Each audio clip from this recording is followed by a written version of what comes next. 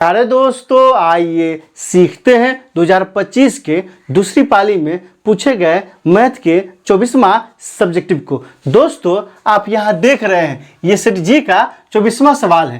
त्रिभुज P Q R की भुजाओं पी क्यू और क्यू आर पर क्रमशः बिंदुएं ई तथा एफ स्थित है। यदि पी बराबर 4 सेमी, क्यू बराबर 4.5 सेमी, पी एफ बराबर 8 सेमी तथा आर एफ बराबर 9 सेमी, तो सिद्ध करें कि ई एफ समांतर क्या होगा क्यू आर।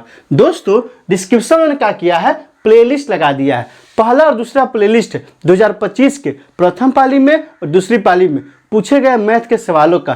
तीसरा प्लेलिस्ट है बिहार बोर्ड 2000 मैथ के मॉडल सेट का। और चौथा प्लेलिस्ट है, चूंकि ये कहाँ का सवाल है, ज्यामिति का सवाल है, तो ज्यामिति का लगा दिए। आप वहाँ जाइए, उन वीडियो को इत्मीनान से देखिए ताकि समझ बनेगा एग्जाम में किस तरह से पूछा जाता है और आपको कैसे बनाना है। तो आइए इस सवाल को हल करते हैं। सबसे पहले क्या करेंगे दोस्तों, सबसे पहले क्या करेंगे, कॉपी पे हल या क्या लिखेंगे, सॉल्यूशन लिखेंगे। और क्या करना है, त्रिभुज पी क्यू आर और एक आकृति बनाएंगे। तो आइए आकृति बनाते हैं। कैसा आकृति बनाते हैं, यह आकृति हो गया पी क्यू और ये क्या हो गया दोस्तों, आर। क्या कह रहा है, त्रिभुज पी क्यू आर की भुजाएं पी क्यू और क्यू आर पर, तो पी क्यू और क्यू आर पर क्रमशः बिंदुएं ई तथा एफ स्थित है। कौन सा, ई एफ। मतलब पी क्यू पे कौन सा है दोस्तों, ई है, और इस पे क्या है दोस्तों, एफ है। ये दोनों बिंदु स्थित है। अब क्या कह रहा है, कह रहा है यदि पी 4 सेंटीमीटर,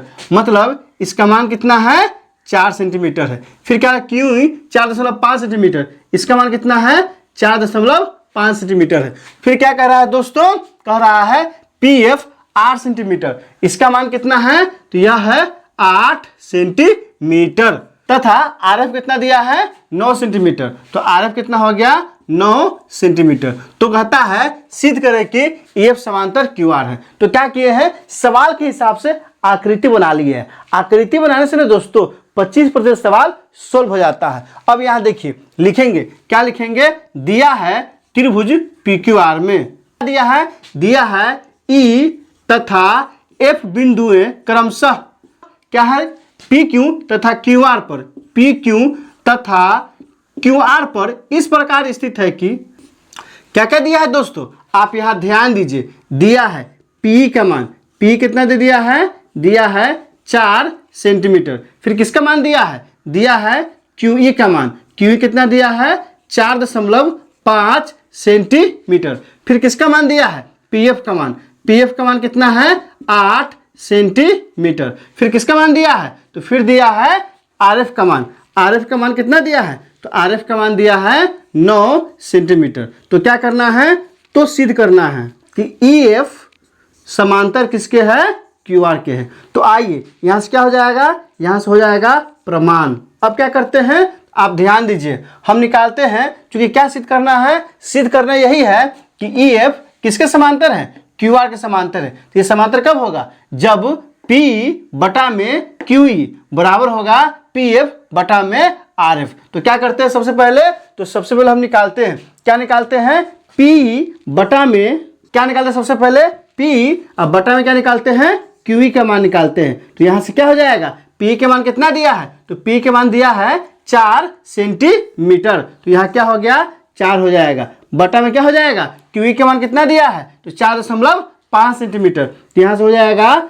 4.5। तो क्या होगा दोस्तों, इस दशमलव के बदले में क्या आ जाएगा, 10 आ जाएगा। तो 10 आएगा तो क्या कटेगा, 5 बार में 5 दूना ही 10, ये 5 नमा 45। तो कितना आ गया, तो 4 दूना ही 8 बटा में कितना आ गया, 9 आ गया। पी के मान कितना था, 4 सेंटीमीटर, तो यहाँ 4 सेंटीमीटर लिख दिए हैं। क्यू के मान कितना है 4.5, तो 4.5 लिख दिए हैं। लेकिन दशमलव हटा है तो ऊपर में कितना आ गया, गुने में 10 आ गया है। तो 5 से 2 बार में कट गया है 10 और 5 से 9 बार में कट गया है। तो 8 दूना ही कितना हो गया दोस्तों, 4 दूना ही 8 और 9 एकम 9। मतलब किसका मान आ गया दोस्तों, P बटा में क्यू ई बराबर कितना आया है, तो बराबर आया है 8 बटा में 9। ये कितना हो गया, समीकरण 1। अब यहां से देखिए, अब किसका मान निकालते हैं, तो अब निकालते हैं पी एफ बटा में आर एफ। अब यहां से देखिए पी एफ का मान कितना है, तो पी एफ का मान कितना दिया है, तो पी एफ का मान 8 दिया है। तो यहां से कितना हो जाएगा, यहां से हो जाएगा 8। अब बटा में RF, RF का मान कितना दिया है, तो RF का मान 9 सेंटीमीटर दिया है, तो यहाँ क्या हो जाएगा 9। ये हो गया समीकरण 2। अब यहाँ से देखिए ध्यान से समीकरण 1 और 2 से, समीकरण 1 और 2 से देखिए 8/9 के बराबर ये भी है और 8/9 के बराबर ये भी है, तो यहाँ से क्या हो जाएगा, यहाँ से हो जाएगा PE, अब बटा में क्या होगा, बटा में हो जाएगा QE बराबर क्या होगा, बराबर हो जाएगा PF बटा में क्या होगा RF। और ये किसके बराबर है, तो ये बराबर है 8/9 के। जैसे ही ये बराबर हो गया ना दोस्तों, तो ये क्या आ गया, ये दोनों अनुपातिक आ गया। क्या कहता है, थेल्स का विलोम कहता है कि कोई रेखा त्रिभुज के दो भुजाओं को अनुपातिक काटता है ना, तो तीसरी भुजा क्या होता है, समांतर होता है। तो यहाँ देखिए EF क्या करता है, EF P2 को अनुपातिक काट रहा है और PR को भी अनुपातिक काट रहा है, इसलिए EF किसके बराबर होगा, तो तीसरी भुजा QR के समांतर होगा। तो यहाँ क्या लिखेंगे, यहाँ लिखेंगे थेल्स के विलोम से। यहाँ क्या हो जाएगा, थेल्स के विलोम से। थेल्स विलोम क्या कहता है, आप समझ लीजिए कि किसी भी त्रिभुज में कोई रेखा दो भुजाओं को एक ही अनुपात में विभाजित करेगा तो तीसरी भुजा क्या होता है, समांतर होता है। इसलिए यहाँ क्या हो जाएगा, यहाँ हो जाएगा EF समांतर क्या आ जाएगा, QR। क्या हो गया दोस्तों, सिद्ध हुआ। यही ना साबित करना था, क्या साबित करना था, EF समांतर क्या होता है, QR, और हमको क्या आ गया, EF समांतर QR आ गया। तो दोस्तों अगर सजा के इस तरह से एग्जाम में बना देते हैं ना, तो पूरा का पूरा नंबर आपको मिल जाएगा। दोस्तों इसे क्या कीजिए, कॉपी कलम उठाइए और अच्छे से नोट कीजिए और दोस्तों को भी शेयर कीजिए। और ज्यामिति से डरना नहीं है, बल्कि जो प्लेलिस्ट लगा दी है ना, उसे जाकर कई बार इत्मीनान से समय मिले तो देख लीजिए, डर भाग जाएगा। दोस्तों इसमें कहीं कोई दिक्कत है, आप कमेंट करके हमें बता सकते हैं। क्या आपने सीख लिया, कमेंट करके बताइए, इंतजार रहेगा। वीडियो अच्छी लगी हो तो लाइक कीजिए, मेरे चैनल को सब्सक्राइब कीजिए, ज़्यादा से ज़्यादा शेयर कीजिए। बहुत बहुत शुक्रिया।